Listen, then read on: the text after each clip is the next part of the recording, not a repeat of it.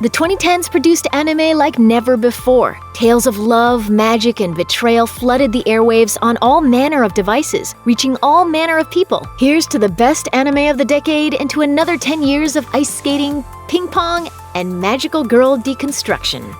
Madoka Magica might be a franchise that spans mobile games, multiple movies, and a wealth of spin-off manga, but its earlier success came from its economy of story. At only 12 episodes, the original series is a succinct marvel. No plot is extraneous, all foreshadowing pays off, and the pacing is steady and certain. There are no skippable episodes of Madoka, no moments that don't matter. It is a journey that has to be taken step by step into a forest that grows steadily darker. Much has been made of this darkness, and it's true that Madoka gained early fame as a deconstruction of magical girl stories, and still stands out against a field of imitators. But it's here too that Madoka's brevity shines, and where it can be seen with the greatest clarity. Madoka grows from a naive young girl into a terrified pawn, but only for a couple of episodes. It's then, in the depths of despair, that she realizes her power, seizes it, and changes the world forever. The momentum this creates is felt on the most visceral level, catapulting the viewer from horror into awe within one episode. For all the talk of deconstruction surrounding the series, at its core,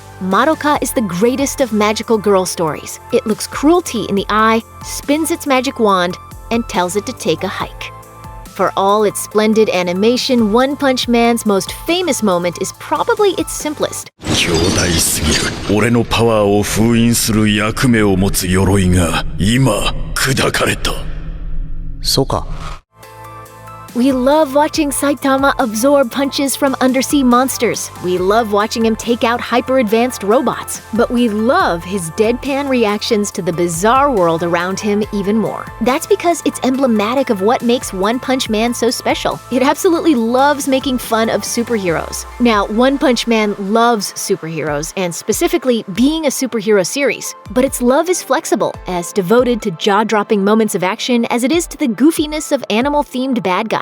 You have your dudes like Genos, who genuinely looks awesome most of the time, but you also have villains like Crablante, walking around like a lobster in tighty whities. There's no contradiction between the two in the world of One Punch Man. They're all part of the same bright, bizarre tapestry. Superpowers, robots, ninjas, mad scientists are all there to be loved, feared, and made fun of, and in so doing, One Punch Man has more fun with them all than most other series of its ilk combined. Saitama is the guy of the meme, the guy of the wickedly cool fight compilations, and the guy who loves a weekly sale at the grocery store. He and his anime contain multitudes, and that's why we love them.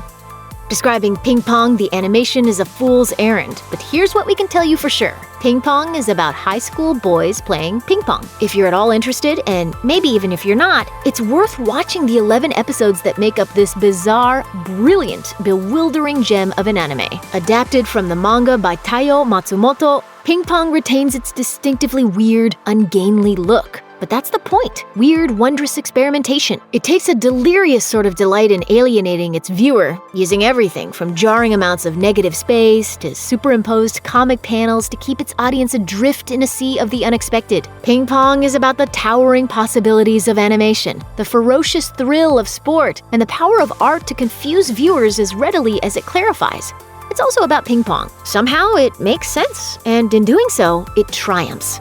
Nerds had a good time in the 2010s. Video games rocketed to new heights of sophistication, superheroes dominated the box office, and everything from She-Ra to Blade Runner got a reboot. Still, many nerds still languish on the margins as weirdos, geeks, and outcasts. The women of Princess Jellyfish, clustered together in an all-woman boarding house for the unmarried nuns, as they call themselves, live very much within this societal shadow. They are awkward, obsessed with trains, utterly terrified of social situations, and more interested in talking about Legend of the Three Kingdoms lore than dating. When a gorgeous new neighbor upsets their lives, quickly followed by the threat of neighborhood developers seizing their home, they find they have to change, but they have no idea how. What makes Princess Jellyfish so special isn't how keenly it observes the lives of its shut-in heroines, but how deeply it empathizes with them. Sure, the series indulges in a few makeover sequences, but the makeup comes off at the end of the day, and no one has to give up their doll collection. These characters aren't forced into new situations because they deserve anxiety. but to show them that they can endure it and that they were stronger than they realized all along. They are who they are, and that's the source of the show's humor. But it's also the heart of the series, only grown larger by its end. Little Witch Academia captures the magic of being a child on the edge of adulthood, in addition to quite a bit of literal magic, with a rare and thrilling joy. The story of an academy of girls learning the art and science of witchcraft, Little Witch Academia never loses sight of that breathless moment when a kid realizes the world is far stranger and more vast than they'd ever before realized, and that their role within it might take them to places they've never even imagined. なれる! 自分で頑張ってすごい魔女になる! This is especially remarkable when one remembers just how many elements the anime encompasses. In just 2 seasons, Little Witch Academia manages to squeeze in stories about fire-breathing dragons, competing academies, fairy laborers on strike, the ancient lineage of magic, and literal nuclear warfare. Taken in full, this isn't just a collection of delightful tales, but a verdant garden of story, far greater than the sum of its parts. The world of Akko, Diana, and all their friends and teachers feels real because it is comprised of so many different parts. Appropriately, as Luna Nova is, after all, a school of magic that brings in international students from many different walks of life. The anime that results is an endlessly entertaining tale of youth's possibility, which might just be the greatest magic of all. Anime in 2010 was dominated with an endless parade of little sisters, schoolgirls, preteen vampire queens, and otherwise idealized child women. That's the landscape that Panty and Stocking were lobbed onto like a grenade. Here were 2 characters who had literally been expelled from heaven for being unladylike. Sure, they aim to get back in, but not by changing their ways. They end the series as lascivious and dessert-loving as they began it. They're just planning to smash enough bad guys down on Earth that the man upstairs decides to look the other way. Inspired by everything from Cartoon Network's greatest 90s hits to tokusatsu TV shows, Panty and Stocking wears its shape-shifting heart on its sleeve. Some episodes combine the lowest lowbrow gags with genuine romance. Demons are thwarted by a total commitment to lustful abandon. An episode-length parody of the Transformers franchise manages to tell an actual story about sibling rivalry. It's a glorious, explosive mess of a series unlike anything else of its era. Panty and Stocking are creatures of appetite and altruism in equal measure, and their anime adores them for it. They are, like the series itself, bizarre, crude, loud, and heartfelt, and the decade is better off for containing them. Kids on the Slope was always going to be notable, even if it had ended up an utter failure. It brought Shinichiro Watanabe, legendary anime director, and Yoko Kanno, equally legendary composer, back together for the first time since the iconic Cowboy Bebop. It could have used its pedigree to slack off. It could have settled for mediocrity. People still would have watched Kids on the Slope, probably even praised it. It did not really have to try. But it did. Kids on the Slope doesn't just succeed, it dazzles in an entirely different way than Watanabe and Kanno's previous collaboration. Centered around a group of teenagers living in 1966, the anime is a soulful slice of adolescent discovery, post-war reconstruction, and the transporting power of music. It's tempting to call the story slow, but that isn't quite right. But Kids on the Slope is unhurried. It's a true pleasure to lose oneself in its mists of teenage longing and jazz standards. But when taken as a whole, what emerges is a story of uncommon emotional force. Like the music it loves, the series wanders on its way to where it's going, losing itself in spirals of emotion and art. But when it gets there, the viewer realizes the journey was as important as the destination, and all the more meaningful for its unique rhythms.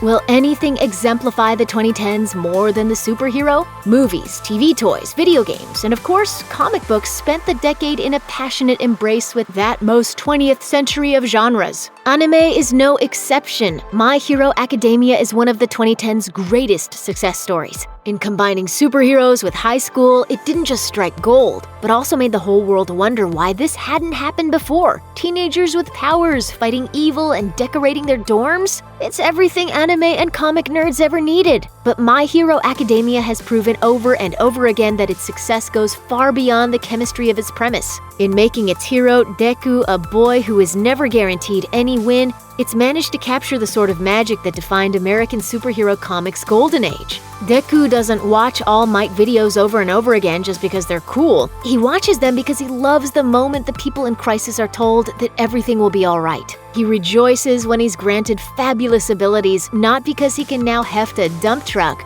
but because he can now become that person who takes away fear, worry, and pain. あなたみたいな最高のヒーローに僕も My Hero Academia is about superheroes in their purest form, people with the power to keep others safe. In centering that, it has become an anime that will be loved far beyond this one Cape Crazy decade. Figure skating is the sort of world that practically begs for an anime. Sparkly costumes, opportunities for dramatic animation, attractive people thrust into highly tense situations. Yuri on Ice had no shortage of story opportunities to pick from, and it savored each and every one. Tears were shed, lots and lots of tears, in fact. Emotions were expressed through axles and salchows. International relations were threatened by drunken faux pas. It was, from beginning to end, an absolute delight. But Yuri on Ice never settled for mere spectacle. Its moments of indulgence, extravagant routines, scantily clad athletes, flamboyant costumes were all in service to the tender love story at its core. Yuri and Victor's relationship blooms in the cracks between punishing practice and high-stakes competition, threatened at all times by failure, skill gaps, and the inexorable march of age. But it cannot be quashed. And indeed, by the end of the series, it has overtaken the obstacles in its way like they weren't even there to begin with. This is an anime about giving your life over to something and finding it never loses the capacity to surprise you. Sometimes you end up with a case full of awards. Sometimes you end up in love. Yuri on Ice is about both of these things and all the beauty, magic, and adventure one finds in between. Check out one of our newest videos right here. Plus, even more Looper videos about your favorite TV shows are coming soon. Subscribe to our YouTube channel and hit the bell so you don't miss a single one.